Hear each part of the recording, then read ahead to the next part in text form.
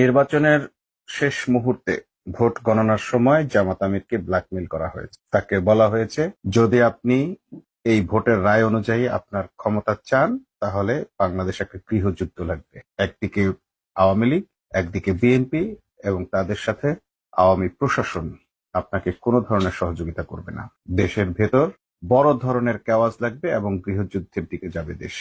আপনি কি সেটা চান? এইভাবে বাংলাদেশের একজন হতে যাওয়া ভবিষ্যৎ প্রধানমন্ত্রীকে ব্ল্যাকমেইল করে তার কাছ থেকে দেশটাকে কেড়ে নেওয়া হয়েছে। যাকে বাংলাদেশের মানুষ সমর্থন জানিয়েছে, যাকে ভোট দেওয়ার জন্য মানুষ ট্রেনে করে দাঁড়িপাল্লার স্লোগান দিতে দিতে দেশে ফিরেছে, যাকে ভোট দেওয়ার জন্য বাংলাদেশের মানুষ লঞ্চ ভর্তি হয়ে স্লোগান দিতে দিতে তার নিজের গন্তব্যে পৌঁছে গেছে, ভোট কেন্দ্রে পৌঁছে গেছে, যাকে বিজয়ী করার জন্য বাংলাদেশের মানুষ নিজের মতো করে নিজের নিরাপত্তা নিজেই নিশ্চিত করে ভোর বেলা থেকে শুরু করে ঠিক ভোট শুরু হওয়ার আগ মুহূর্তে গিয়ে কেন্দ্রে গিয়ে উপস্থিত হয়েছে, সেই মানুষটাকে শেষ পর্যন্ত তার সিংহাসনে বসতে দেওয়া হয়নি।